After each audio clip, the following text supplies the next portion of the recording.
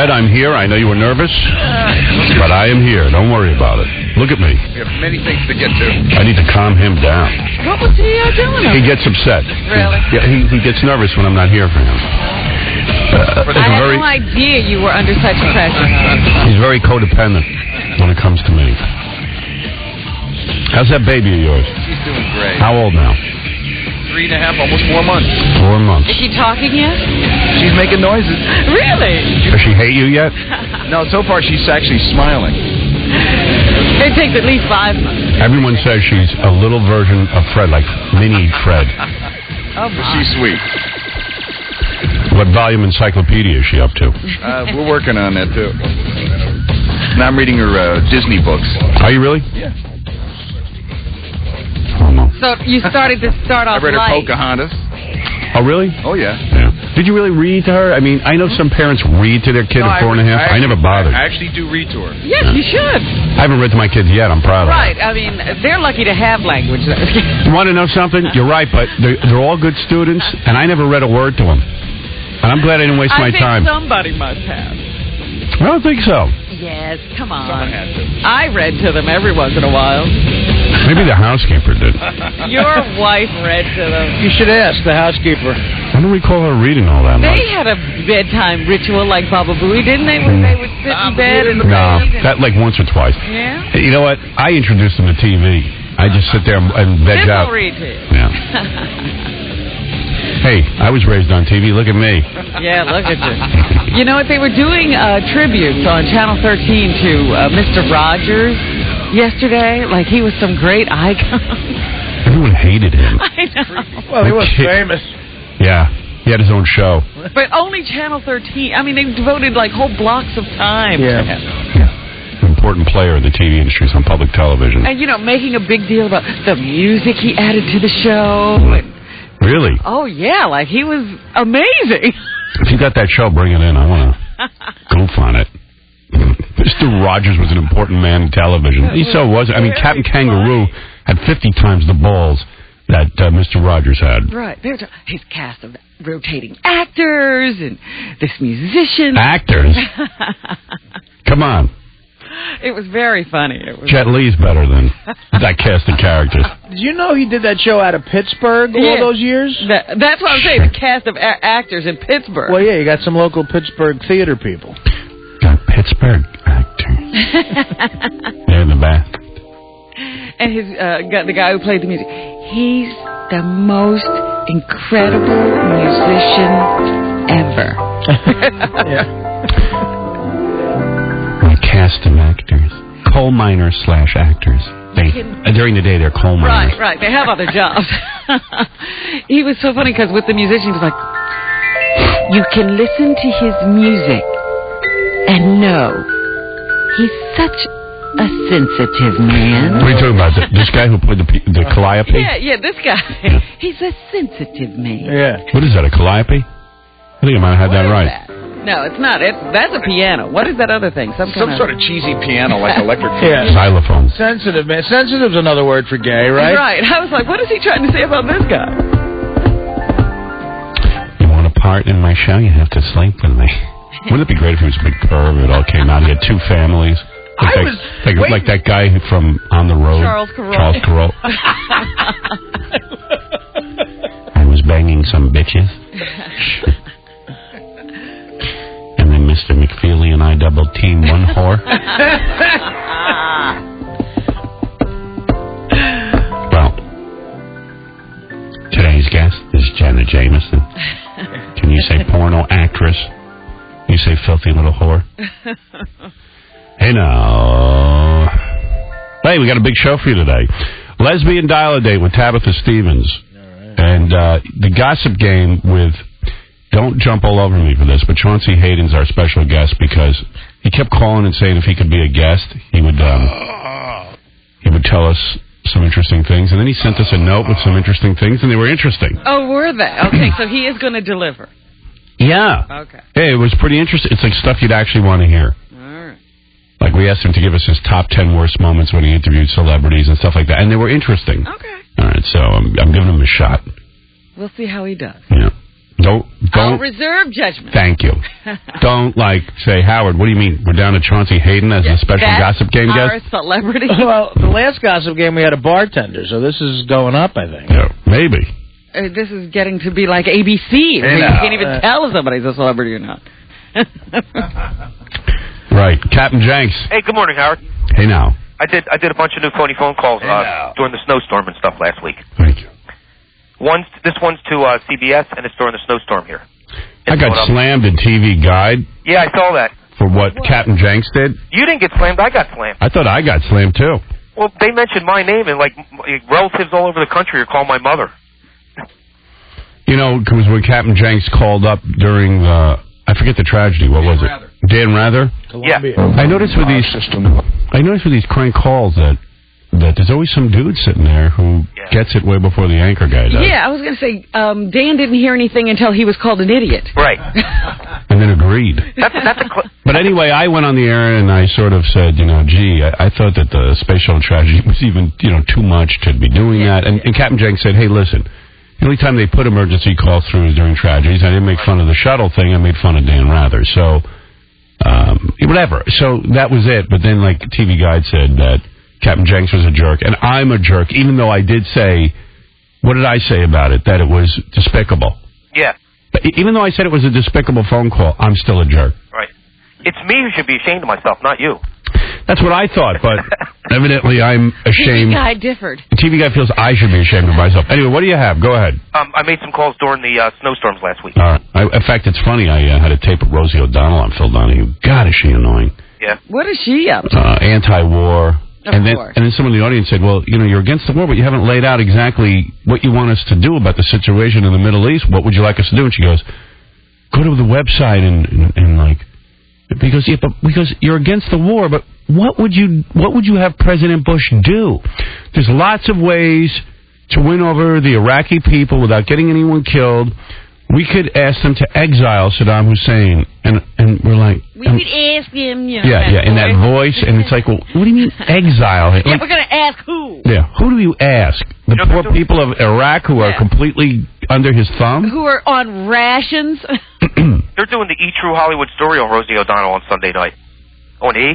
Yeah. That's going to be funny. Because they're trying to portray her as the queen of mean now, Yeah, well, from what I know from anyone who worked for her, said she was absolutely unbearable and a complete nightmare. Yeah, well, she was never not the queen of mean. Right. When I called her a fat pig on her TV show, like she yelled and screamed at her a crew in front of all the audience members. Yeah. Well, because it's their fault that you got through. Yeah. Well, and she can't handle it. It's going to be a fascinating look at Rosie O'Donnell, I'm sure. And then her finger became infected. It'll be all about the finger. Yeah. Her giving the finger. All right, hey, Jenks, thank you. Captain Jenks. Because that finger's still being operated on, isn't it? Yeah, constantly. And the dykey haircut she's got now is really frightening. Yeah, she looks brutal, man. Brutal. Imagine, giving her oral, that Kelly chick or whatever her name is. You don't think Kelly has to do anything. She just gets to lie there. Oh, you think? No, I think Kelly's got She has to work? What's her name, Kelly Clarkson or something? No, that's the girl from American Idol. That would be great if it was Kelly Clarkson. Who was it again? Kelly... I forget what her last name is. I ran into Melissa Etheridge on that Saturday night party I went to. That Clive Davis party. And, she's, very fat now. Oh. And she's with a piece of ass, the girl from the show Perfect. Yeah. The blonde. And they're all over each other. Holy cow. They make no secret about the fact that they love each other. And I just was thinking about that really hot chick having to go south on Melissa Etheridge. I wonder if she's digging that.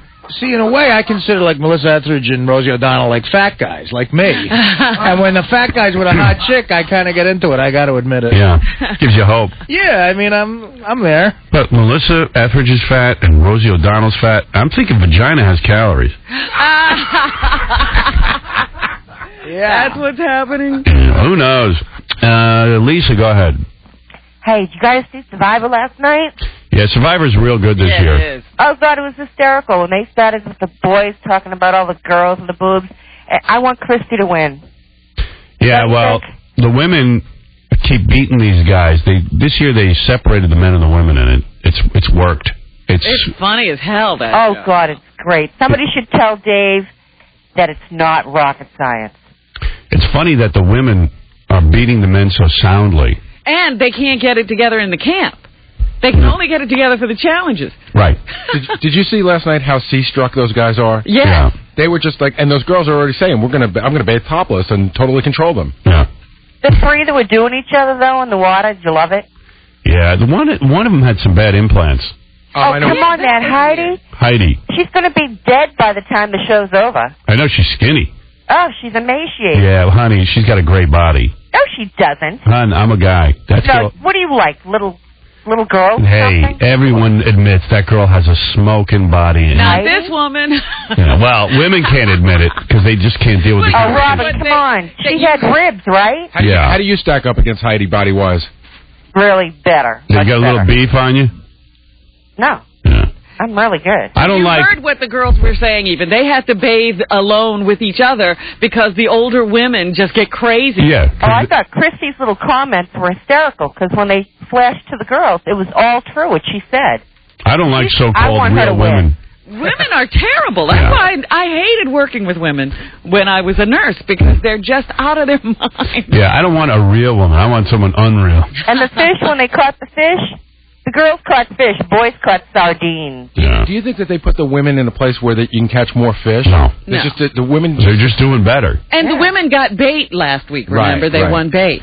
They won bait. They're just winning. But I can't believe the guys are still running around going, I can't believe we got beat by girls. It's just like, just do your thing. I know, really. Yeah, it's time to get Get over it that. together. Did you Listen, watch? another thing. They're having Sunday. You got to watch this movie about the Preppy Chambers guy. Oh, yeah? What There's is a it? movie? Lauren Otter is putting the criminal intent one. Yeah. They got a you know what? movie about him, and they let him out, and it's the whole storyline, except this guy goes to kill more. I got to tell you something. I so hate Robert Chambers. I didn't even watch his interview, and I won't. And I'm so not interested in him. I mean, he reminds me of, like, Trista from Bachelorette. Like, he's everywhere now. He got out of prison. Now he's ready to do some He's publicity. doing the media campaign. And it's like, you know what, dude? Just get out of our face. You killed a girl during sex, and you know what? I got Well, they got daughters. a They've never movie really going. owned up to it. Yeah, and I don't want to hear from you. I don't want to, it just, you know what? You're out of prison. You did your time. Just shut the F up. You know what's most amazing about him? He got 5 to 15. And if he had been a model prisoner, he'd have been out in like 5 years. No. He did his entire 15 years because he couldn't even stay straight in prison. Exactly. You know, you pointed out. You know, it'd be really cool if Fox did Joe Rapist Murderer. And, like, at the end, you find out Robert Chambers. Well, I think they're coming close with this movie on Lauren Otter, Criminal Intent. And one more thing. Did you ever see a movie with, the one from Star Wars there? The one you like. Mark Hamill? The girl. The one from Star. Carrie. Natalie Portman? Yes. I don't like her. She was in this movie called Professional. That's the best movie Great ever. movie. Wasn't it awesome? Awesome. Don't you think now she should do the sequel? A No. kick-ass sequel. She should go into Tony's and get her money that he left her and kick some butt. I mean, they could make a great sequel, and I could write it, actually, but... Are you a shut-in? You've seen way too much. You've seen more TV than me. She's calling TV shows movies. She's a really hot chick who can write a movie. Yeah. Boy, you're a real find. She's calling in I between am. Fritos feet. You're right, I am. You sound fun. How much you weigh? That's the important question. 110. Nice. How tall? 5'4"? How old? 31. Not bad. I am cute. Come on in here and show those girls from Survivor up. Oh, God. I want Christy to win. How about you, Robin? She sounds I like she's don't 50. care. Hey, can we get your number? And when that blonde gets thrown off, when Heidi gets thrown off and she comes in, you can come in and we can compare you guys? I'm sorry. I can't see any guy liking that body. Do you smell? Oh, please. I would do really dirty things to that body. Just Really? heard 7 guys say they're in love with Yeah, her. honey, that body has a flat stomach, a great ass. That's exactly And what her you should ribs look showing. like. You like that? You Yeah. like ribs showing? Yes, I do. Yeah, as opposed to what, a gut? Plus, she has no Boston accent. Yeah, I am. That's a major plus. All right. Hey, listen. Thanks, Howard. All right, Thanks, baby. Robin. Bye, guys. Bye. But it was that girl who had the really weird implants. Yeah. every time she was bathing, you could see the outline of the implant, which, okay. She's a skinny chick who made her boobs way too big. Did you watch the very end where they show the coming attractions for next week? Yeah. That one that's, I guess, a sort of cute redheadish looking one. She's got really cute curly hair. The deaf one? Yeah, No. The other one. One of the hot girls who was in the bathing scene. She's curled up in the fetal position. She's going, I don't know that I can do 30 more days. She's almost asking to be thrown off. Right. Once you say that, they throw you off. They're looking for excuses to get rid of you. All right, listen, I got to take a break. We've talked way too long about absolutely nothing. And when we come back, we'll talk about more nothing. You know what I have? What? We can do what 80 to 90-year-old woman would you have sex with? Not only are we going to do that, but I've got this great little game. Maybe we can give away a prize. I'm going to play you clips. You got to tell me if it's a porno movie we're listening to or a TV show. We bleeped that off because I ruined the game then. You have to tell me... Do you need the game explained again? No. I'm trying to figure out how to word it so it'll be interesting. All right. Which clip is not porno? That's the game. All right. I'm going to play a game where I play you some clips and you tell me which one isn't porno. All right. That's it, right? Is that a good way to explain it? Yeah, all right. I dreamt up this game this morning. But how'd you get the clips? This morning I got them. Believe me, it's as soon as I get the idea, we get it right on the air for you. All right, we'll be back right after these words. Next week, the Gossip Game with Adam West, TV's Batman. I figured it was time for him to come back on. He's doing a TV movie of Batman, but it's like all the old dudes from Batman on a they play he plays Adam West. He's back in the tights? It just sounds so incredibly nutty that they're even putting this this got sold onto television. You that mean I couldn't Robin's coming back, Burt Ward? Yeah, but they're like somebody's just trying to mess with them in real life, and they go after as Adam West as detectives or something like that. I don't even understand the concept. See, the funny thing would be to have them in an old age home and they go senile and they think they're Batman and Robin. I would like to see a decrepit Batman, walking on a cane trying to run around and solve crimes. I can't even explain the plot. So they're not Batman and Robin. That's just all the old cast coming back as detectives. Let me remove my 50 sweatshirts. It couldn't be any hotter in here. Yeah, it's like that. Oh, okay. Yeah, you know what? You're not even sure about that. I'm not even sure about that. Batman and Robin. I just want to say to him, what's it like to forever be Batman? I can't interview the guy who played Dracula, Bela Lugosi, and find out what it was like to go crazy and run around in a Dracula costume all day. Or Johnny Weissmuller, who thought he was Tarzan at the end of his life. But I can interview Adam West. Before he goes. Yeah. I just want to say, what is it like to forever be Batman? And you're going to be buried in the Batman costume. Yeah, when somebody offers you one of those roles, you have to really think about it. Do I want to be doing this for the rest of my life?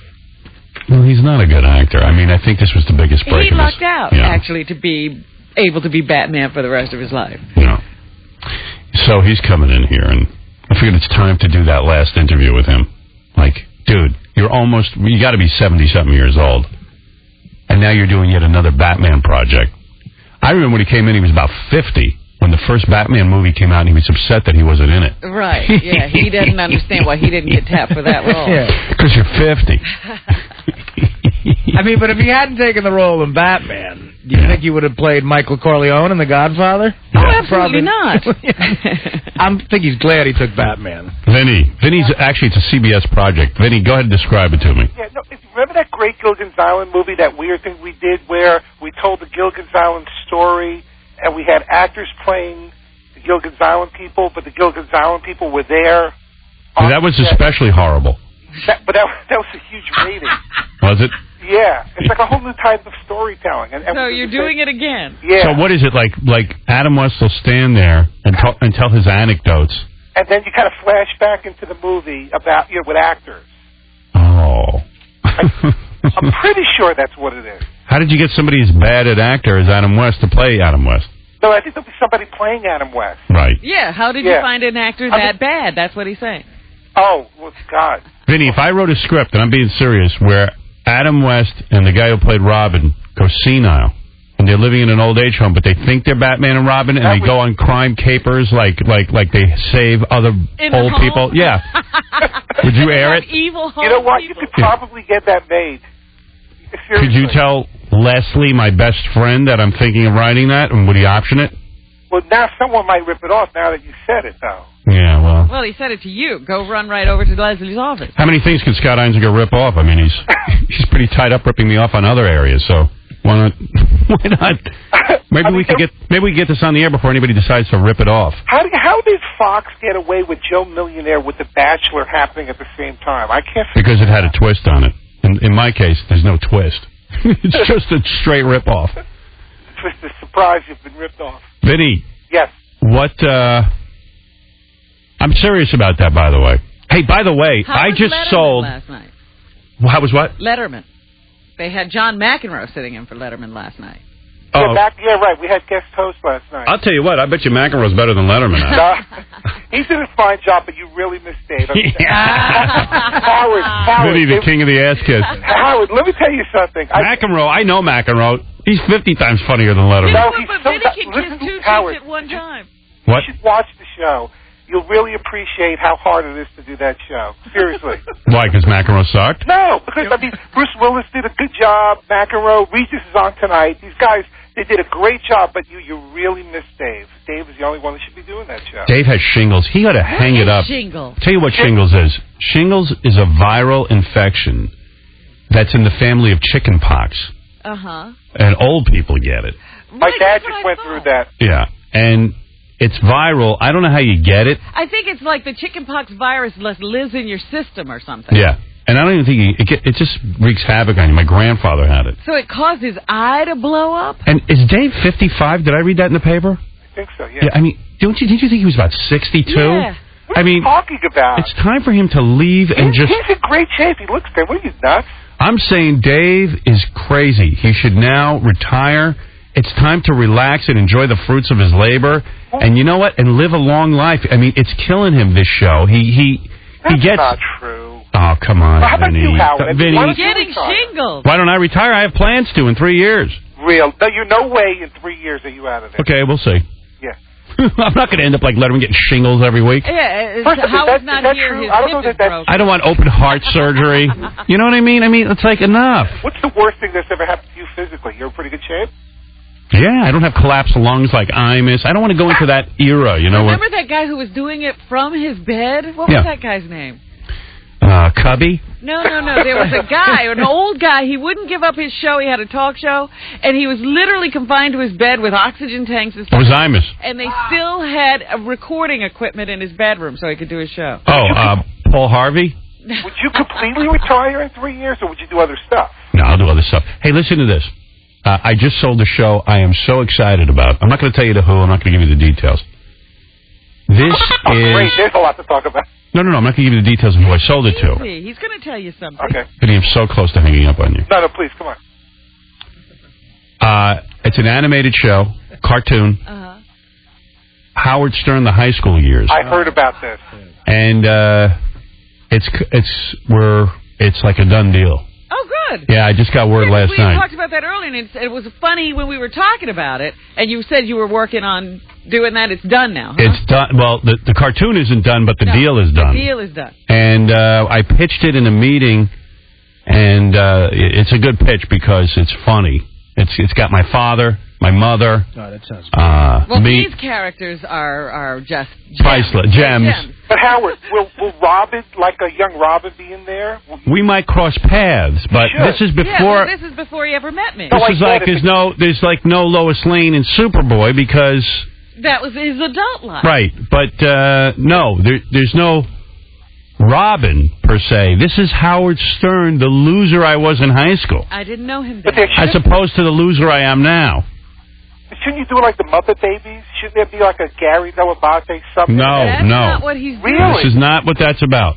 Vinny, stay out of the creative process. No, see, I think you're making a mistake. I think there should be like... Watch the show and tell me if I've made a mistake. No, I think it's a brilliant idea. But I think it should be like the Muppet Babies. No. A smaller version of everyone there now. No. my goodness. Vinny, stick to kissing David Letterman's ass. Now, you'd be in the lunchroom doing the show instead of in the studio. No, because that's the same thing you get all the time. This is a whole different thing. Do you criticize Dave ever? No, Dave is brilliant, and whatever he does, you miss him if he's not doing it. All I know is John McEnroe got better ratings than Dave last No, time. he did. Is this going to be like real animation, like Simpsons and stuff? Like, Yeah, real animation. wow. Lovely says it's hard to do the Letterman show because a guy who plays tennis can't do it. Yeah, they're not getting guys who actually do talk shows to sub for Dave. Anyway, that's my news for the day. It's pretty big. When are you going to do it? It's going to be starting immediately. And for what the next season? Is it going to be prime time or morning or what are we talking about? Animation takes a year to make, so it would be in a year. But is it going to be prime time? Yes. Prime time. Wow, that's great. You can't say the network? No. Could you give us the initials? No. No, because I'm waiting to make the announcement. Wow. Well, they can't rip this off because it's your life. It's done. And what's going to be great is in the animation, I look Korean. We'll just send it out to some Koreans. Oh, they're going to draw you. Hello. Hello. I'm Howard in high school. But it's really good stuff. Now, will the kids who... I'm more excited about this than anything else. So will you reenact Sit Down, Shut Up, that whole thing? Everything. Yeah, that's Wow. what you get. Will you make stuff up too? Well, I mean, Based on... for comedy, Yeah. but it'll be based on my life. Oh, that's going to be really cool. And I think the more I pitched it, the more I became convinced that I should stick to reality. Don't that go. was really funny if you weren't living it. Yeah, and cartoon-wise, you can do a lot of stuff. Yeah, you can really hammer the point home. Yeah. Now, will the kids who beat you up be represented? Oh, yeah. Like I start out in a white neighborhood, then we go to an all-black neighborhood. Oh, that's going to be great. Oh, that is a great idea. I have a fat little friend named Vinny. Is that right? Sure. Can I do the voices, Vinny? Yes. All right, Vinny, thank you. Vinny the Pooh. Eric, go ahead. You're on the air. Hey, good morning, Howard. Hey-o. Hey-o. Hey-o. I was walking down the street yesterday. Hey, now. Hey, now. And you'll never believe I saw Imus walking around holding hands with another man.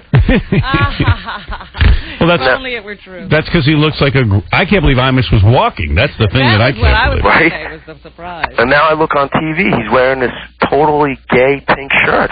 Yeah. I think he might be a Homo sapien. The man you saw walking with him was his male nurse. Yes. Thank you. He actually has a black woman from Jamaica that carts him No, around. he could have a guy. You know, he doesn't want it to look too much like a nurse. So when he's holding hands with a guy, Buddy. it does look strange. The best is that Robert Blake interview.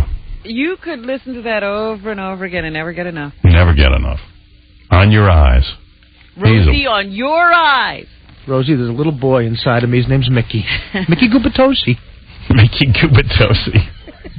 And he's crying because he never got any toys. That's good. He's crying. Mickey Gubatosi. Mickey Gubatosi. He's still Italian. Talk about putting pressure on a kid. Really? That kid will be lucky if he goes to jail. Yeah, that was such a great... They should lock him up just to keep him away from the kid. Yeah. And he's so weird with all those references he makes. Robert Blake. Such a weirdo. When I'm in my box... Yeah. When I'm in my box. So yesterday, some stuntman said that Blake offered him $10,000 to kill his wife. Yeah, somehow he was getting along fine with this woman, except that he was calling everybody he knew to ask them to knock her off. Yeah, he said, I want you to sneak in and pop her. And then the prosecutor said, did Mr. Blake use the word dispose? And he said, he just said pop. And the guy was like, gee, I wonder if he wants me to bang his wife. He's offering me $10,000 to have sex with her. He didn't know what he wanted. Because when you talk to Robert Blake, maybe this whole thing was a big misunderstanding. He was like, hey, little man, I need you to pop my wife. $10,000. So, that, with Robert Blake, you got to be really careful in your interpretation of what he has to say. Right, maybe he wasn't asking you to, take out a hit on his wife. Yeah, man, on my eyes. Guy needs an optometrist is what he needs. Everything was with the eyes. stunt coordinator, by the way, was the same guy who did this, who had that helicopter accident that killed Vic Morrow and the 2 kids. You're kidding. Yeah. I wonder if that guy could ever get a job. When 2 kids die and Vic Morrow has his head chopped off. Do you work again? Yeah. You ever manage to work again if you coordinated that stunt? I don't know. I can't wait for Robert Blake to take the stand. I think he will. No. Oh, yeah. Mr. Blake, do you promise to tell the truth, the whole truth, and nothing but the truth, so help you God? You got it, sweetheart. No, Mr. Blake, you're supposed to say I do. On my children's eyes. Yeah. Mr. Blake, do you promise to tell the whole truth, nothing but the truth, so help you God? Whatever you say, darling. No, Mr. Blake, please. Please. Tell the whole truth, nothing but the truth. Dipsy-doo and doodly-doody-doo-doo. No, Mr. Blake. You can't say that. Ram-a-lam-a-ding-dong, gabba-gabba-hey. How's that, cupcake? They won't even be able to swear the guy in. Can't wait for that trial. Love it. They got to televise this one. If they don't, there'll be a revolt in this country. All right. When I come back, I want to play that game. I'll play a couple of clips. You tell me which ones are porn and which ones aren't. Porn or not? Porn or not porn. And you're going to love that game. Also, I'm going to play you a game where we have to decide which 80-year-old woman you would bang. All right. Oh, 80, huh? Aren't you guys lucky to be able to play that game? That's going to be rough. America. And then we're going to hear chicks picking up other chicks in the Tabitha Stevens Dial-A-Date. That's right, an awful blown-out Dial-A-Date. Today? That's right. I had to use 80-year-olds. Will America get the vote? Yes, they will. Yeah, America will vote. Yeah, what? I had to use 80-year-olds and 90-year-olds because I couldn't find enough 80-year-olds to do the competition. We're going to call it Slim on 80? Yeah. We're going to call it Old Crow Olympics. You're going to love it. Dude, this is going to make you ill. Are we ready to play the porn game, too? We're going to talk about it during the break. Okay, all right. Things for you to choose. All right. We'll be back right after these words. Chris Rock coming in soon. Can't wait to see him. Love that guy. I think his President's movie is coming out where he runs for president. There you go. I hope it's better than his other movies. Because, I think this is it. You don't think he'll get another shot? No. I mean, come on. You got to put out a good one. Chris Rock as President of the United States sounds funny to me. Eddie Murphy did it where he was a senator or congressman. The Distinguished Gentleman, which was, it was a good movie. Yeah. I like that movie. Yeah. And hopefully Chris has got it right this time. Because he's a good guy and a funny guy. I like to see him be successful, sort of. Well, let's see if he'll come in here and honestly tell us whether it's good or bad. I liked that some of his movies tanked. He was getting a little too full of himself. Some. Which ones didn't? Being kind. You should do a Kung Fu movie with Jet Li. By the way, that Tom Arnold Jet Li DMX movie, nothing more than a star in the reviews. Well, these movies are ratings proof. Yeah. Robin and Howard Stern exclusive right now.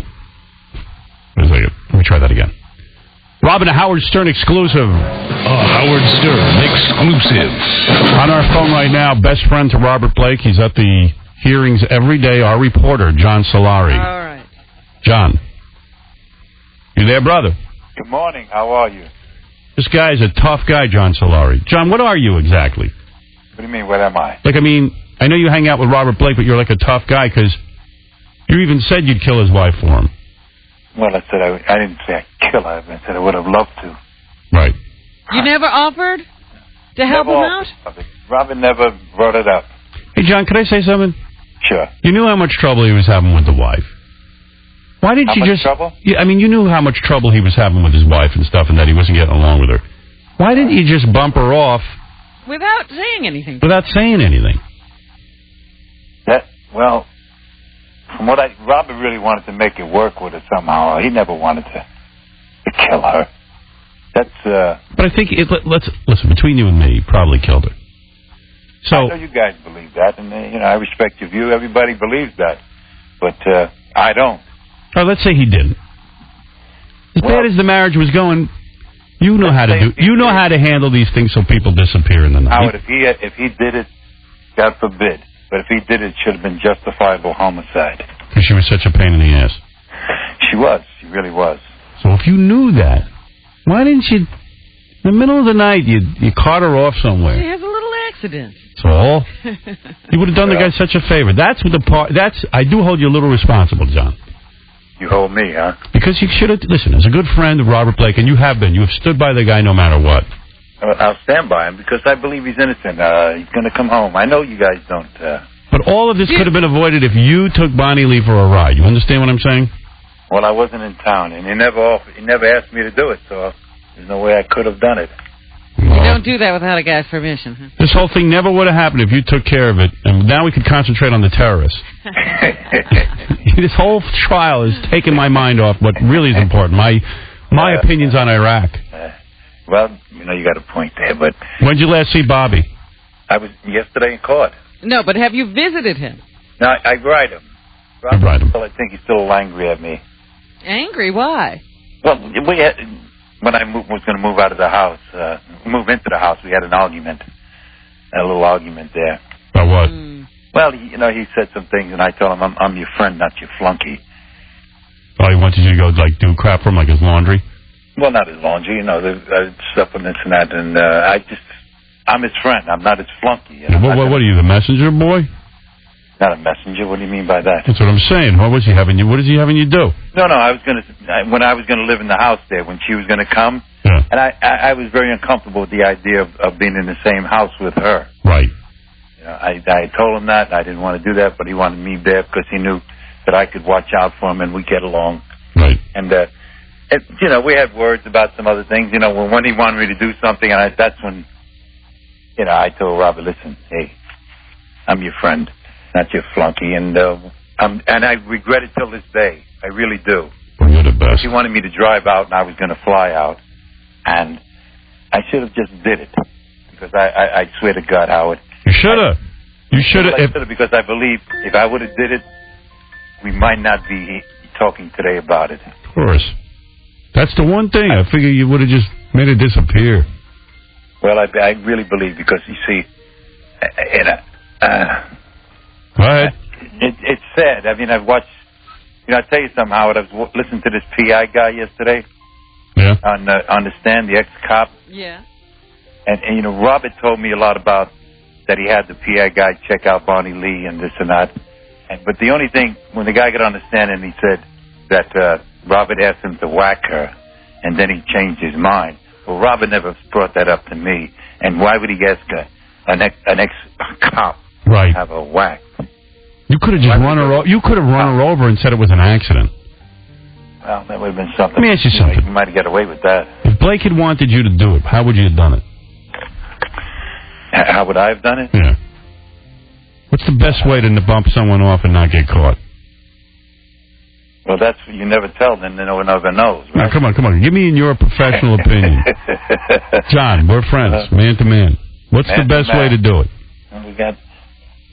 I think... There would have been... I don't know. You know what I think you do? What? Hiking trip. You go on a hiking trip, and she falls off a mountain. Who's to say how she fell? And then you call up the cops. Oh, my God, my wife fell off. You understand? On my eyes, my wife fell off the mountain. You got to tell Robert, though, he'd have to cry a little bit. He could do that. Pretend that he cared. Well, it was the interview with the other night was really sad. I mean, yeah, it was really sad. It was the guy that I saw that was going so crazy, and he was screaming out, trying to tell his family how much he loves them. Yeah, I know. But I'm just saying, how would you do it? See, all this could have been avoided. That's all I'm saying. A lot of things could have been avoided if they weren't such degenerates. And, I blame that whole family. I blame every time I see the sister in court and I see them. I blame every one of them. Well, why blame them, though? I mean, what do you mean why? They didn't do anything. Degenerates. Why would you say that? Well, because they weren't only ripping people off; they were ripping people's souls. They were out there, being the well, not the whole family. Huh? Not the whole family. I don't know what the family was doing. The whole family. I just know Bonnie Lee was. You had the brother on. They were talking about how the grandmother from on up. Really? The sister has. I don't know anything about that. I think he's talking about our interview with him, where the guy did sort of say that he learned how to do this stuff, in his family. Hey, anyway, what are you going to do down at the hearing today? You're just going to sit there and sort of show support for Bobby? I'm there. That's what I'm there for. Yeah. Does he give you a high sign when he comes into court? Robert doesn't even look that way. He just, he walks in and he looks like his grandfather. He's got so old looking, and he's so beat up inside. There's so much pain in his face that it's scary to look at him.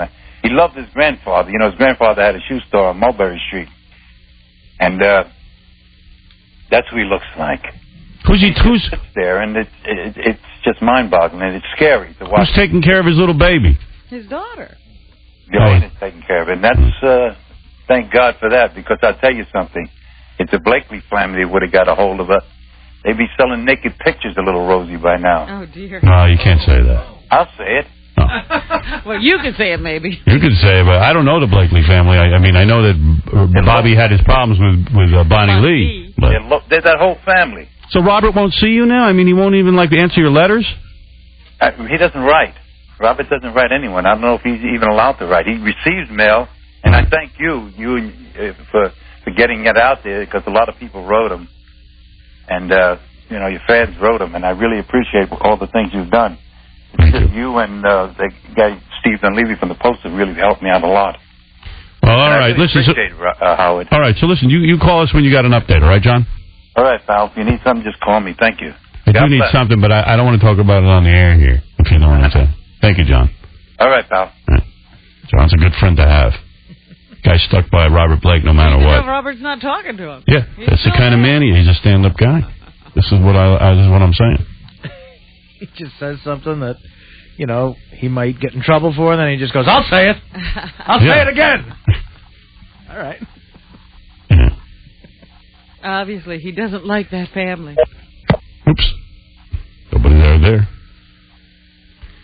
Yeah, evidently he doesn't like I don't know anything about the family. And, well, the brother who did we interviewed, he did have a criminal past. Right, well, he was in those scams with her. Yeah. Yeah.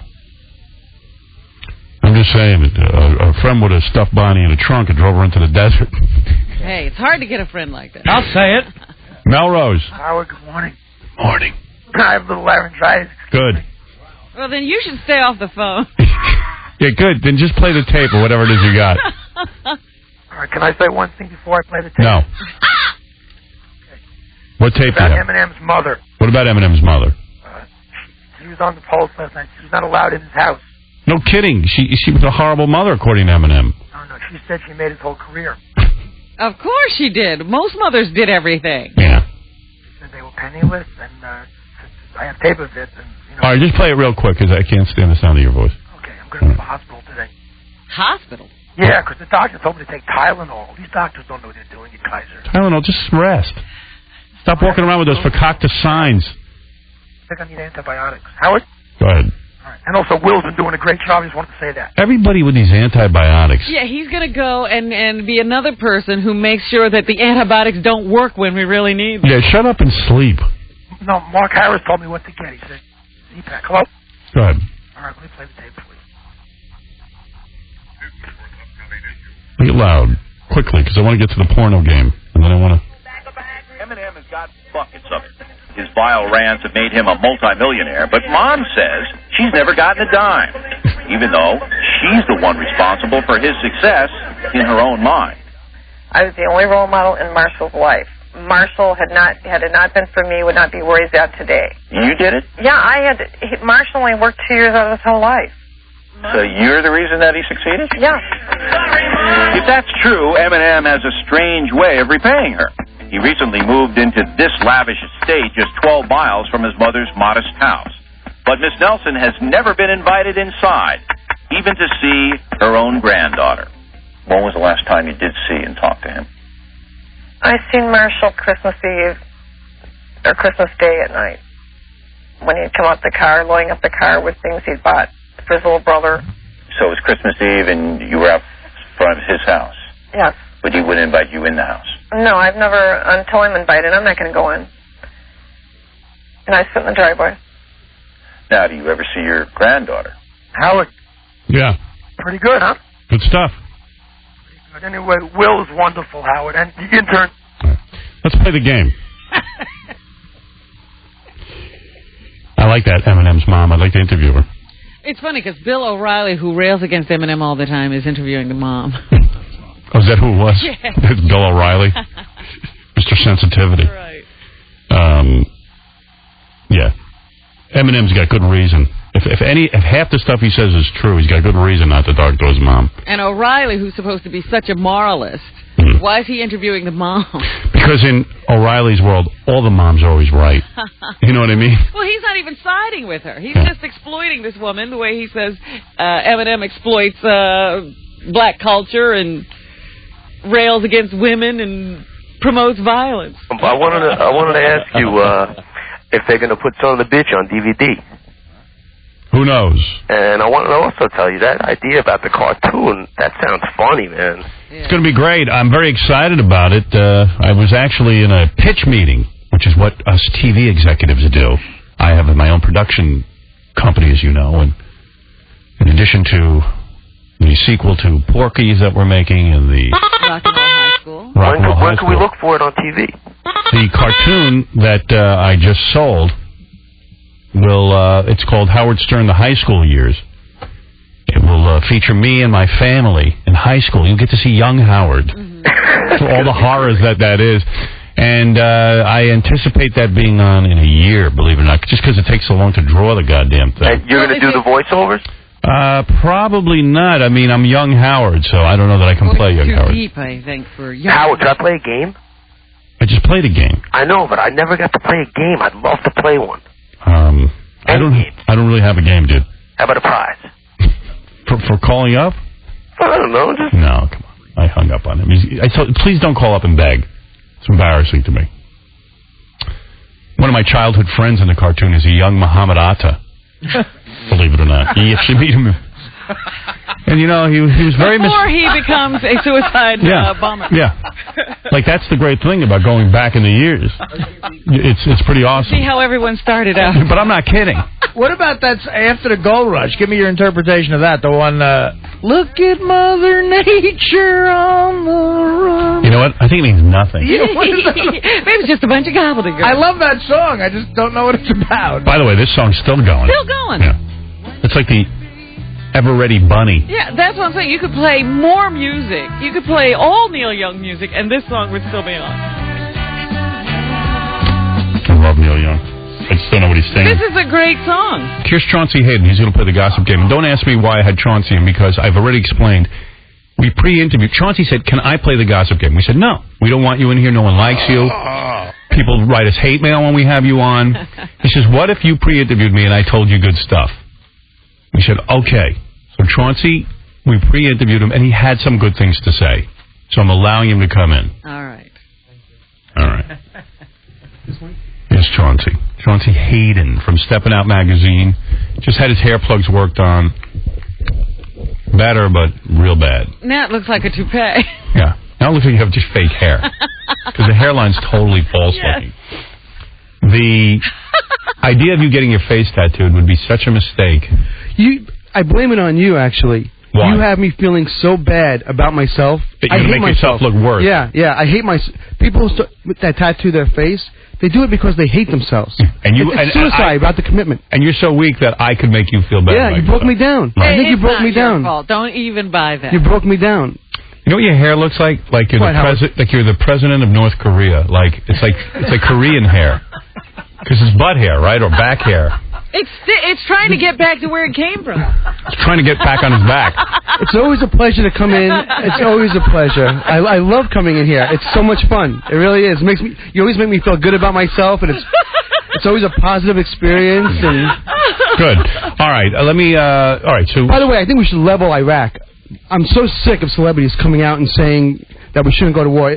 They're our enemy. They have no alternative plan. They just want to have peace. Of course we want peace. You get peace by pummeling them. By killing your enemy. You have peace by killing your enemy. They're our enemy. Chauncey's not implying that he's a celebrity saying he's for the war. No. I'm so for the war. As a citizen, as a taxpayer. I'm for it.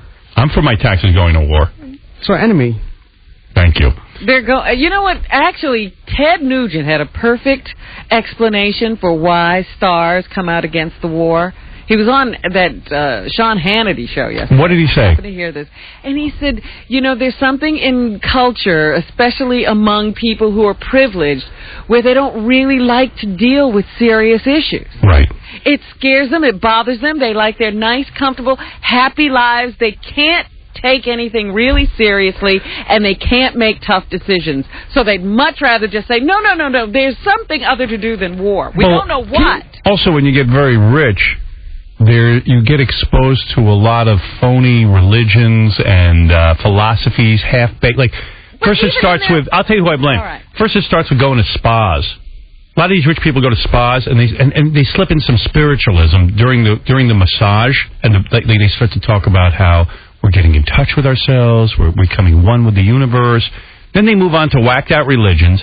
Then they move on to, like... but you're getting too complicated about it. These are people who have every little thing taken care of for them. Even getting a driver's license they can't do. Right. Somebody does that for them. So the idea of fixing problems in the world like Iraq is unthinkable to them. But Let's not do it. After It's too September complicated. 11th, there can be no question. I mean, that wasn't a lesson for all of us. Well, that's the point. September 11th, this is still part of the war on terrorism. We're still at war. Nothing has changed. Of course. And this is a way of saying, hey, wake up. If you support terrorism, if you funnel billions of dollars into terrorism, as Saddam Hussein does, you're going to pay for it. But don't look for the answers to serious questions from Hollywood. They don't get involved. You look for the answers from disc jockeys like myself. That's right. Yeah. And Chauncey Hayden. How did we end World War II? What did we have to do to end World War II? We unleashed two nuclear weapons. That's right. And why did we lose Vietnam? We didn't do it That's enough. right. We didn't unleash. That's right. What's the lesson to be learned? Unleash nuclear weapons. That's right. By the way, Ted Nugent agrees with the war and has also said after we kill Saddam Hussein, we will use every part of his body. That's right. He's going to bathe in Saddam's urine. Yeah, to capture other terrorists. Okay, Chauncey Hayden, the reasons I let him on the show. What did he have to say? Okay, here it is. Most bizarre celebrity moments for Chauncey. All right. Judge Judy. There are many. Go ahead, talk about Judge Judy. I used to date Judge Judy's daughter. You banged her daughter. Yeah. Is she hot? Unbelievable. How did you get her? A mutual friend set us up. It was right before Judge Judy became Judge Judy. You know what I mean? Right. And we hit it off, and we had a serious relationship. But she's very Jewish. I mean, she was in the Israeli army. You know, Judge Judy? No, her daughter. Oh, the daughter, yeah. You know, and I don't think they were thrilled that, this Irish kid came into their lives. And with bad hair transplants? You can't get off that for 2 seconds. No matter what I do, no matter what happens in my life. All right, so you banged her. The hair was too embarrassing. So, did the relationship break up because you weren't Jewish? I believe so. All right, and Judge Judy liked you or didn't like you? I don't think she did. I think she was repulsed by me, to be quite honest. I really do. So you had to interview Judge Judy after you banged her daughter? Yeah, I really did, and it was the most awkward interview because it was like going back to your ex-mother-in-law. It was like a divorce. Right. And she didn't like me, but she had to do it for the press. Right. It was such a horrible moment. Maybe you should have worn a yarmulke during the interview. You think I could pass? Or is that a yarmulke you're wearing on your head? This show is better. Howard, I love it. Your words can't hurt me. I love doing this show. I think you're a genius. I really do. What is he this show, I think, is better than doing Letterman or Leno combined for someone like myself. Yeah, because you're not getting on Letterman. You're not getting on either one of those shows. But what is he thinking of putting? Gary, don't even start. He has that. Jackass? Yeah. What would you rather hear, about how Chauncey lies about his age, or the disgusting thing he did when he went to a friend of ours' Christmas party? Oh, dear. Talk about how he lies about his age. Well, he comes in and he writes down on the release that he was born in 1964, but because of security reasons, we Xerox everyone's license. He was really born in 1959. Chauncey. You know what? Chauncey, you shaved 5 years off? David Brenner does it. Why can't I? Well, you know what? He looks foolish doing it like you do. Yeah, but he's trying to be... Gary, you know what you are? What? A weasel. You're a rotten guy. You really are. Why do you have to come in and Why do you shave 5 years off your age? You're not in show business. I mean, really, David Brenner... Who are you trying to fool? David Brenner wants to appear to be a young Like I said when I came in, it's always a positive experience when you come in. You always feel good about yourself. You always... You want to see how rotten I am? You know how many times... Go ahead. Go ahead, Gary. Go do what you have to do. Do what makes you feel good. You never ruined anyone's life in a paper. When you go home at night, look in the mirror and feel good about yourself. Tell me what you have, because I want to get done with this. Okay, a friend of ours, this guy we know, he says he has a Christmas party every year. He tries to simulate the whole Scores experience. So this year he said he invited Chauncey. He says, within 5 minutes of arriving at the party, and I got to clean this up as best I can, Chauncey was sitting at a table doing nasty things to a woman in both areas. That's not true. That's not true. It's absolutely true. No, were you there, Gary? On both ends. Oh, Gary, it's absolutely true. Were you there? Because it's somebody we know well. And nobody would... Is that true or false? Nobody would ever say anything. Do you lie about your age? Are you a liar? You know something? Are you a liar? Are you a liar? I'm asking you. Are you a liar? I'm asking you. Okay, sure. Have you lied? Are you a liar? Define what a liar is. The guy who lies about his age. President Clinton. I've exaggerated my age at times, yes. Right, so you lie. But what's your point? You never went to a Christmas party Are you a liar? And had something weird going on with some girls. It's like a bachelor party. No, it wasn't that crazy. You know, All right, Gary? Let's go on. You know, Gary, feel good about yourself. When you go home tonight... You interviewed Phil Hartman. Pull out my own hair. You interviewed Phil Hartman the day before he was shot and killed by his wife. That's right. And the press says you were the very last interview. That's right. He was the nicest guy in the world. We spent 2 hours on the telephone. I couldn't believe it. The next day, it was really surreal. All right, I'll skip over some of the more boring ones, but... Yeah, because I'm not impressed so far. Some of them were good. You got Jim Brewer, Goat Boy from Saturday Night Live, fired. How'd you do that? Yeah, well, you know, a lot of times when you talk to celebrities who don't do a lot of interviews, I don't think Jim Brewer did a lot of interviews. He was great. He was honest about how he felt about the other cast members of the show, and he didn't like most of them. That was when the Rolling Stone cover came out, and only half of them got on the cover. Right. So he didn't get on the cover, and I think he was really upset about it at that time. So he had a lot of things to say about people like Chris Kattan, who he didn't like. He didn't like... I don't think he was real through with Lorne Michaels, to be honest.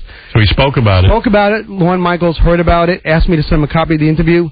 Like 2 days later, he was fired. Wow. So you sent the copy? You didn't even try to protect him? Am I his publicist, Robin? Am I? Evander Holyfield. Am I his publicist, Robin? Evander Holyfield almost punched you in the face. Yeah. I said to Evander Holyfield, I said, your mother said that you're not a good street fighter. As a kid growing up, you weren't a good street fighter. And he looked at me, and he doesn't hear that well. And he had this look of fire in his eyes. He said, what did you just say about my mother? And he went to lunge at me. And you know your knees get rubbery? Yeah. My legs got rubbery. I almost fainted. I almost collapsed. All right, Sam Kinison attacked you after you interviewed him. Why? Right. You filed charges against him. I did. I had to. Because they threatened to come and beat me up some more. Why? I had written an article about one of Sam Kinison's performances, and he didn't like it. He really was upset by it. Was it a negative review? It was a very negative review. So he met me backstage at Rascals Comedy Club, and he grabbed me by the neck and started choking me. And then his brother jumped on me, and then this Hawaiian bodyguard smashed my recorder. And they just started really pounding on me. Nobody was there to break it up. I was backstage in his dressing room. So I had to go to the police, and then they said, we're going to come back. We know where you work. We're going to get you again. Wow. And then he died shortly after that. So were you going to sue him? Were you on your way to... Yeah, I was going to, yeah. Okay. Joan Rivers would only talk to you if you promised never to ask about Johnny Carson. Right, wasn't allowed... The one thing that Joan Rivers said was, you can't ask about Johnny Carson. Why? I don't know. She had a problem with it. She wouldn't let me talk about it. All right, here's a shocking one. Robin Quivers, our own Robin Quivers, made me send the questions in advance and was so insulted by my questions, refused to do the interview until the questions ran in the Daily News, and she realized how insane she was. Did you realize you were insane? Remember, Robin? What is oh, are you getting senile in your old age? Apparently Since you turned a half a century years old? You're almost there, Chauncey, according to your driver's license. Yeah, really, but I don't Not recall quite. seeing the questions in the Daily News. What Yeah, I'll explain what happened. So I wanted to interview Robin for a book. So a publicist says, well, Robin wants to see the questions in advance. Okay. So I fax off a couple of questions. The publicist calls me back and goes, Robin is so offended by those questions. And I got to be honest, so am I. How dare you ask those questions to Robin? And it was so softball and ridiculous. So A.J. Benza, who's a friend of mine, I said, A.J., you got to hear this. Robin won't answer these questions. Do you think they're that bad? He thought it was so ridiculous that he printed them in the Daily News. And then Howard brought it up on the air. You were humiliated, and then you ended up doing the interview. That article. It was ridiculous. Get out of here. You're such a wacko. That's crazy. Chauncey got a call that his father died and heard that his father died and then clicked over because he had call waiting. Bo Derek was there waiting for an interview. He was going to interview Bo Derek. Right, yeah. I thought it was Bo Derek. The phone rang. I pick it up thinking it's Bo Derek. It's my mother. And she goes, I have some horrible news. Your father just passed away. Right. All of a sudden, the phone clicks. I go to... Horrible news would be if he left you nothing. I got that news, too, later on. That would set me off. So you started crying. I was so... I mean, can you imagine getting that news? Because it was unexpected. at that second, Bo Derek's on the other line. I pick it up, and she goes, Chauncey, hi, I got to do it right now. I can't postpone it. Can we talk? Can you imagine getting that kind of news? And you interviewed her? I went through 20 minutes. I had to do the whole, and I was crying. I was actually crying on the phone. And she's like, "Are you okay?" I'm like, and I didn't want to make her feel guilty, so I said, "Oh, I have a really bad cold. You know, it's my allergies." And I was so choked up, I couldn't speak. And you said during the interview with Bo Derek, she said, "Aren't you the guy with bad hair transplants?" You're so quick. What I like about you, you're so quick-witted. All right, here we go. I can't believe Bo Derek couldn't reschedule. What was she doing? I think Chauncey's dad died after he saw that tattoo on Chauncey's back, that hideous tattoo. Here we go. You interviewed Willie Nelson, and he got you so stoned during an interview that you couldn't find your car, and you ended up sleeping under a tree in the middle of nowhere. That's true. Does he have like the best on his pot? tour bus? Oh my God, that's all he does is smoke pot. Right. So I met him on his tour bus, and he won't talk to you unless he's smoking a joint. So I'm sitting across from this little table, and he had it was like a cigar. That's how big it is. Right. And the whole bus is it's like a fire. You can't even see him. It's just like a cloud. And I don't smoke pot. I don't get high at all. And the contact high was so intense. I was hallucinating. And wow. I was in the bus for about 45 minutes. I stepped off the bus, and when the fresh air hit me, I didn't realize how stoned I was. Right. I didn't know where I was. I couldn't find my car. You could not find your car. Couldn't find my car. I collapsed under a tree and stayed there for the night. All right. You interviewed a guy on death row. Yeah. Who? He called you collect for months. Listen to this. Wow. He kept calling saying, I'm innocent, and then asking for cigarettes. Chauncey said he got so annoying, he called every day looking for cigarettes. They put him to death, and Chauncey was actually relieved. I wasn't stopped. You were it finally happy. stopped. It finally stopped. There was. Who was the guy? I don't want to say because I'll tell you for reasons later. But I don't want to give his name. All right. But it was a bad thing. All right. You gave me a list of celebrities that will tell you anything. That's right. All right. Here we go. LaToya Jackson, Corey Feldman, Sally Kirkland, Sybil Shepherd, Debbie Matenopoulos, Charles Grodin, and Henry Rollins. Yeah. Those people will tell you anything in an interview. They're the best because. Why is that? They're desperate. They're you know, well, number one, they don't do a lot of interviews. So when a reporter talks to them, they get really excited and they have all this pent up information they want to get out. And two, you know, as you're either going up or coming down on the celebrity ladder, you have such a need for attention and to make news or to say something that people are going to notice. Right. So they'll say anything. And then, of course, when it backfires on them, they hate your guts. But all right, a list of women that you interviewed that you think hit on you. Oh, boy. Here we go. This is the fantasy This list. is the fantasy time. Heidi Fleiss. Yeah, totally. Why do you say totally? She gave me her cell phone number and wanted me to call her, and I totally think that I could get Heidi Fleiss. I don't even have a... Janice Dickinson, the first supermodel. Actually said to me that she wanted to hook up. Sally Kirkland. Totally Sally Kirkland. Jade Barrymore said she wanted you? No, every time I'm with Jade Barrymore, she's always rubbing my back and rubbing the back of my head. with everyone. You know what? We've had a couple No, of I've had some friends with her, and they all think she's coming on to them. Maybe too. she's a slut. Right, here's one that I like. Kathy Lee Gifford, you think wanted you? Yeah, you know why? I was sitting at a table with her. We were doing an interview, and I swear this is the truth. She took her high heels off, and with her bare toe was touching my foot through the whole interview. I mean, to the point where I was getting aroused. Do you think she knew, or she thought it was a big table? You're a totally table knew. leg. She knew. She was playing footsie with you. She was playing footsie. Yeah, 30. Really? Yeah. Was this after the scandal with Frank? Yes. Uh-huh. Wow. Mm-hmm. Nancy Sinatra. Trista from Bachelorette. Yeah. Now, come on. When did Trista come on? We had the greatest lunch, and I'm telling you, she's gettable. Totally gettable. She was another one who was, you know, you can tell by body language where she was leaning so close to me, where I think we could have gone up to her room afterwards. Oh my God. Naomi. So why didn't you? Why doesn't he take these? Because women they're up all on their crazy. offer? They're all crazy. Sure. I think you're crazy. Naomi Judd, Tara Lipinski, and Meg Griffin. Tara Lipinski. You think you could have gotten Meg? Oh, totally, and I'll tell you why. This is how I know I can get Meg Griffin. This is going back. She was still here. Okay. If you had a pair of Rolling Stone tickets, she would bang you to go with you. No way. You know what? You know what? Well, you're wrong. Meg is so conservative. Now when it comes to the Rolling Stones, that's her Achilles heel. She can't That's her get Achilles Rolling heel. Stone tickets? You can get She anything. can't get them. You can get them. No, because I was going backstage. I had backstage passes to the Rolling Stone concert. I can't and believe she Meg said- Griffin she can't get said, backstage. You're hallucinating. I don't think so. Richard Simmons hit on you. Yeah, there's a woman. He kept calling me. The guy called me like every night for a long, long time after I spoke to him. All right. You see, the biggest a-hole list. George Carlin is an a-hole? Yeah. Why? And keep in mind, this is a moment when you're talking to them. So they may not be bad people, but my experience was a very negative experience. He got so annoyed with every question, and he had to explain the theory of comedy, and I wasn't getting the theory of what makes somebody funny, and he was just angry, bitter, like your limo driver out in the hallway. Cyndi Lauper? Cyndi Lauper was nasty as you can imagine. Wow. You know what I said to her? I made a big mistake. I referred to her in the third person. I said, and I usually don't do this, but I said, if Cyndi Lauper, is talking to her, and she went crazy. Really? Yeah. Dennis Miller's a bad guy? The worst. Really? The worst. Why is he an a-hole? My first question to Dennis Miller was, Dennis, I hear you have a large ego. Is that true? He couldn't get past it. For the rest of the interview, he kept going back and saying, wait a second, I can't go on with this interview. What do you mean? Where did you read I have a big ego? And I didn't have the information in front of me. He goes, so how can you say that to me? How can you go on with this interview without telling me where you read that? Belinda Carlisle was mean? Oh, my really? God. Just recently. Horrible. Wow. Well, number one, she lives in France, so right. she's a traitor. Right. But number two, what did I say to her? I said, you had a drug problem, you had a rough time at a certain point in your career. Can you go back and tell me how bad that was? Can we revisit it for a moment? And she goes, why don't you go back to the 7 other magazine articles I did on it and read that? She goes, why do I have to tell you that whole story again? Montel Williams is a bad guy? Why?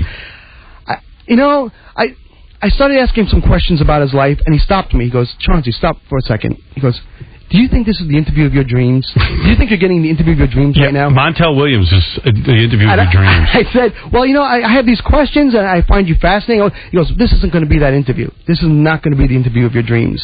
Wouldn't talk to me. Did you ask him an unusual question? No, just basic questions, but it wasn't Did you ask him about his marriage and the white woman and the whole thing? No, it wasn't even that bad. He wanted just to talk about his book and nothing else. And the guy has a fascinating past, and he didn't want to talk about it. You should say that the nicest celebrities, Johnny Depp.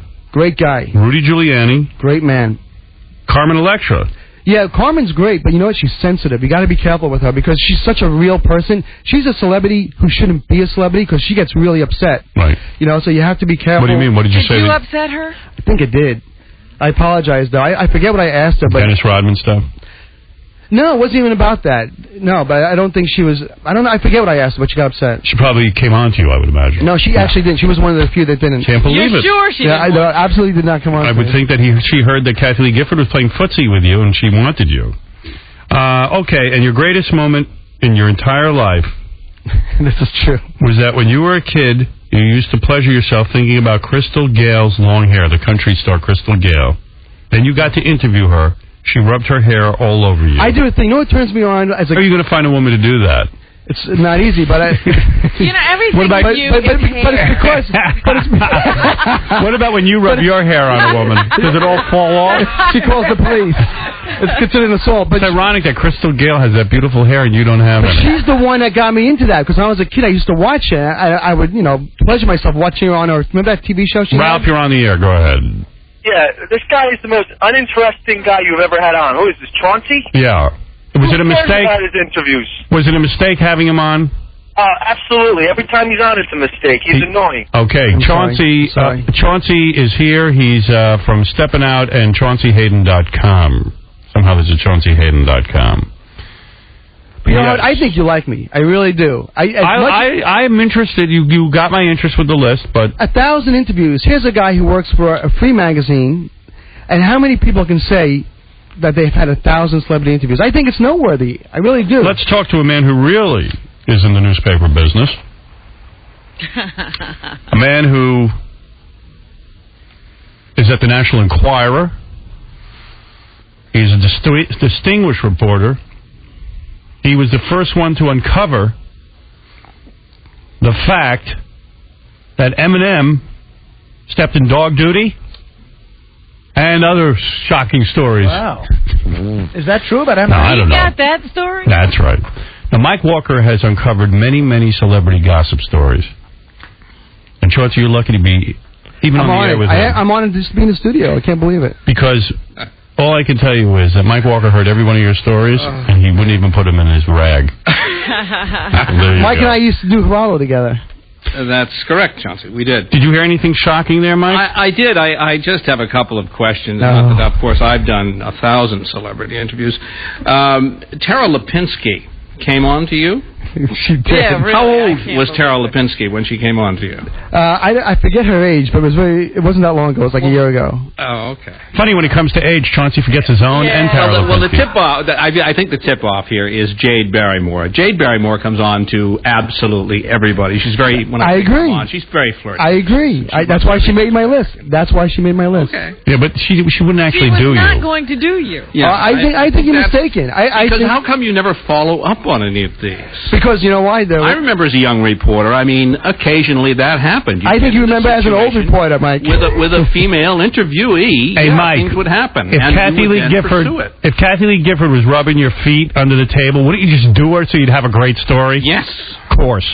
I mean, I wouldn't now, of course, because I'm a married. professional. I'm a professional. That if I were not married. All right, Mike, let's play the game. You're from NationalEnquirer.com. You are obviously the top reporter in the country right now. Everyone knows you're at the top of your game.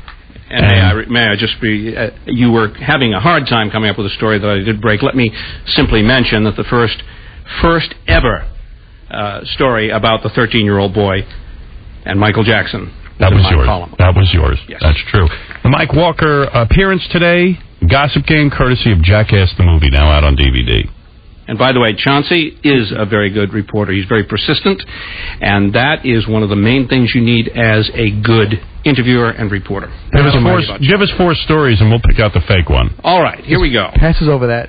Exiting their limo to attend an A-list music industry bash in Manhattan, Melissa Etheridge told actress-girlfriend Tammy Lynn Michaels, "Honey, that outfit makes your butt look weird." Snapped Tammy Lynn, "Look who's talking." The two stayed pouty at the party and were arguing as left in the limo. But the next day, Tammy Lynn bought cat lover Melissa 2 Himalayan kittens she drooled over at a pet shop and a card that read, "Let's let these two do the cat fighting." All right, very good. Number 2. Jennifer 1, I call this. Daredevil wasn't around to rescue Jennifer Lopez, who narrowly missed getting crushed by a giant tree that fell off a landscaping truck smack in the path of her luxury Bentley. Driving behind the truck carrying a huge tree up L.A.'s Laurel Canyon, J-Lo slammed on her brakes and swerved hard when the ties holding it suddenly snapped. The star was unhurt, although her car was covered in branches and debris, but if she'd been playing bumper tag, said an eyewitness, she could have been decapitated. Really? Mm-hmm. So J-Lo almost decapitated. Well, yeah. All right, number 3. If she'd been closer. Jennifer 2, I call this. Butt-kicking daredevil beauty Jennifer Garner leaped out of a limo, stormed into her local Starbucks, and tongue-lashed employees for screwing up her grande decaf latte order the morning before and substituting a full-calf grande cappuccino. "I was jittery the whole day," raged Jennifer, who hadn't realized the difference until she downed it. The apologetic manager gave her an on-the-house decaf and just one lousy free coupon. All right, and number 4.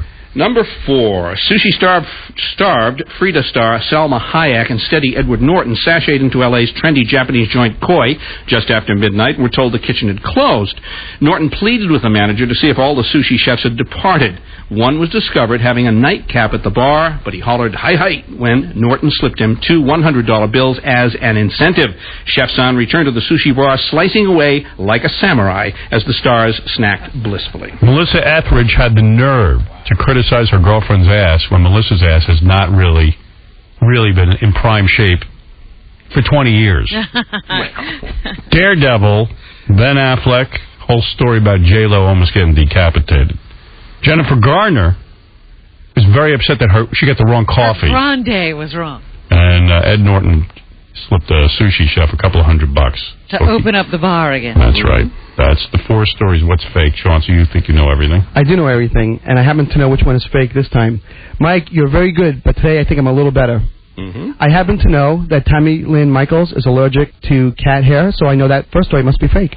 Mm-hmm. I agree with Chauncey because I saw that Tammy Lynn, and Melissa Etheridge has no way she's complaining. No way she can complain about her girlfriend's ass. There's just no way. I mean, Melissa Etheridge is very, very heavy at this point, so I'm with Chauncey on that. Okay. Robin? Jeez, you guys are so convincing, and I had another story picked. What'd you pick? I'm going to say the Jennifer Garner blow-up was the fake story. She doesn't seem the type. She's a nice girl. All right, go with that. You going to go with that? Yeah, I'm going. All right, Artie, go ahead. Well, being heterosexual, I do not know Tammy Lynn is allergic to cat hair. All right. So I'm going to have to go with you guys, and I'll go with number one. All right, Fred? For a totally different reason, I don't think Melissa's got the balls to criticize anybody over the size of their ass, so that's the one. All right. So everyone agrees that it's number one, except for Robin, who says it's I'm going Jennifer out on Garner. a limb. All by myself. And the answer is?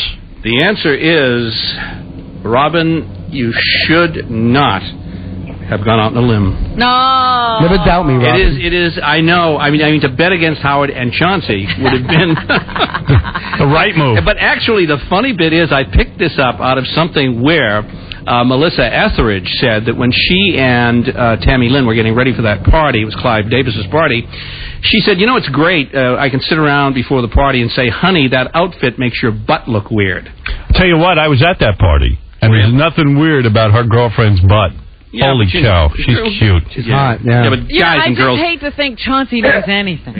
Well, you give me credit for anything. It's painful, isn't it, Robin? I think Chauncey's faking or something. I mean, you really know that, Chauncey? Yeah. That she's allergic to cat hair? I'm good. Cool. Howard won't give me credit, but I'm telling you, I'm good. Well, I gave you credit. I gave you a big You won the credit. gossip game, Chauncey. It's not like you got the Nobel Prize. And you're right, Howard did gloss right over it when I gave you that He full certainly praise. did. I will not He even. did. I will not even pay attention to that. Mike Walker, thank you for the gossip game Thank this you. week. He's great. NationalEnquirer.com. Thanks, Mike. Thank you. And Chauncey Take care, Hayden, Mike. thank you. Stepping Out Does magazine. Chauncey really I think can't stay. he's going to put a tattoo on his face?